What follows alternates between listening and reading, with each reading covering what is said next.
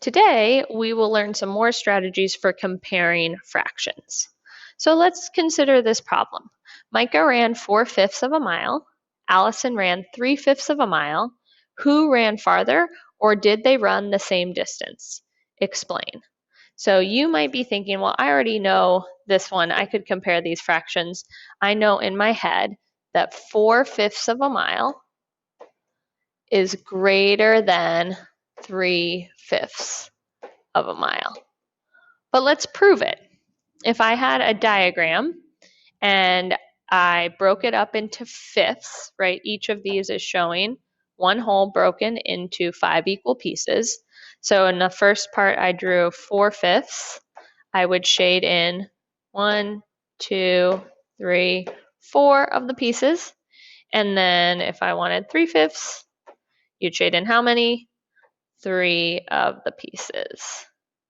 And now I can clearly see that 4/5 is greater. So you've just actually come up with a mathematical theory.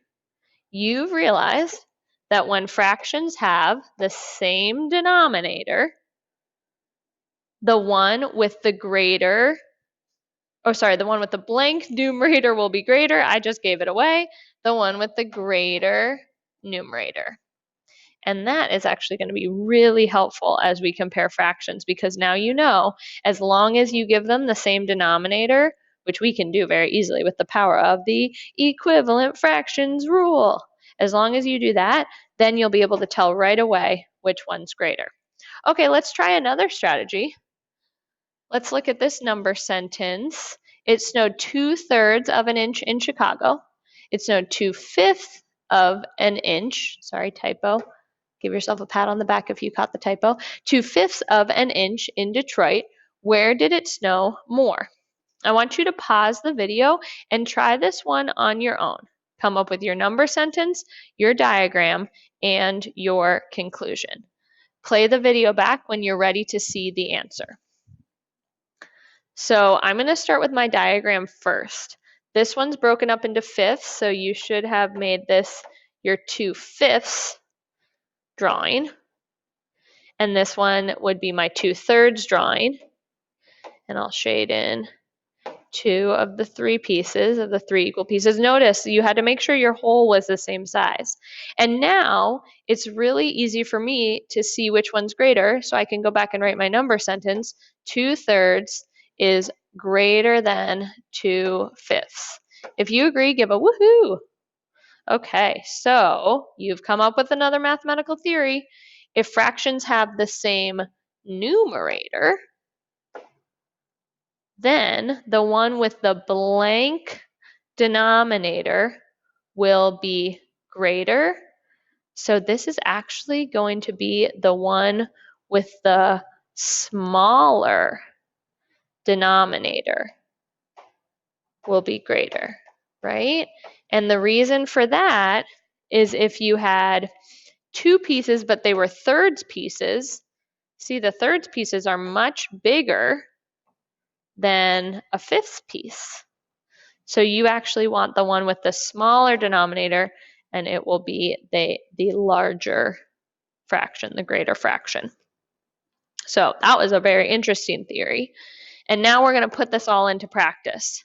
So you've now learned 3 ways to compare fractions. You came up with your theory for common denominators, for common numerators, and then last class we talked about comparing to a benchmark fraction like 1/2.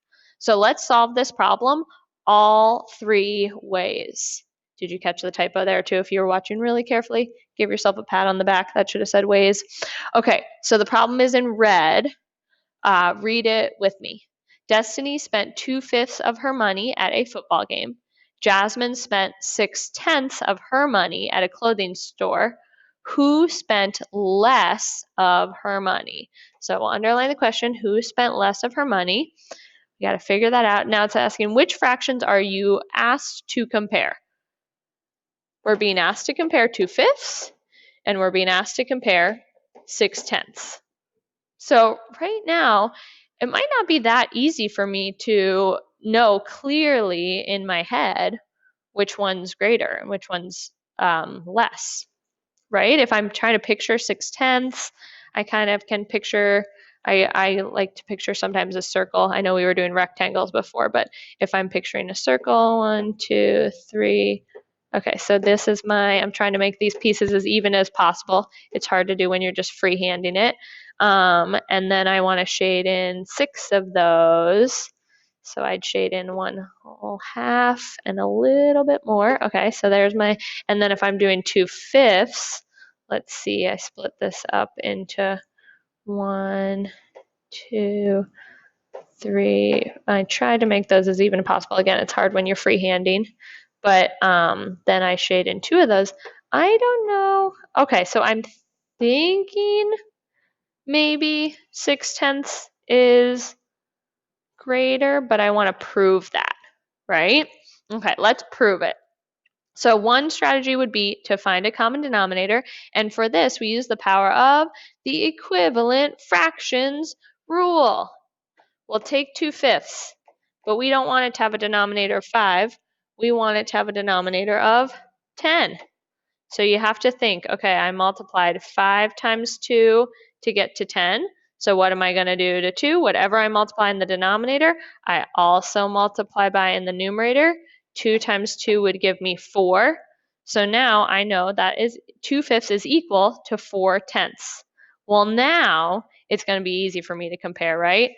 I know that 4/10 is less than 6/10. And so now I can confidently say that Destiny, who only spent 2/5 or 4/10, Destiny spent less of her money. So that was one strategy. Let's confirm that with a common numerator. I'll switch my color just to make it a little clearer. If we had 2/5, but we don't want this to be fifths, we don't want the numerator to be 2 anymore. We want it to be 6. And we can use the power of the equivalent fractions rule. Times 3 in the numerator. Whatever I do in the numerator, I have to do in my denominator. So you would get 6/15. Okay, and now it's again a little easier for me to see that 6/15 is definitely going to be less than 6/10.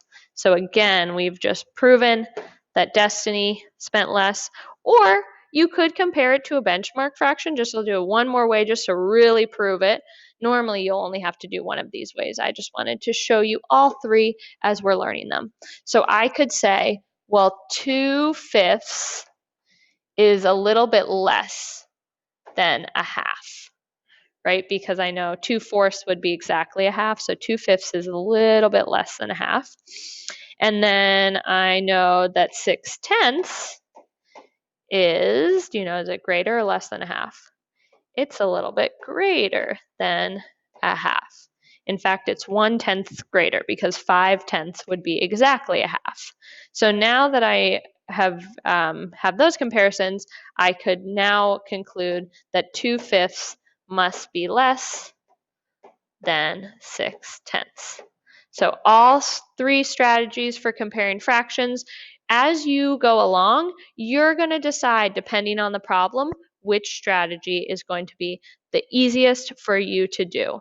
And that will help you as you work.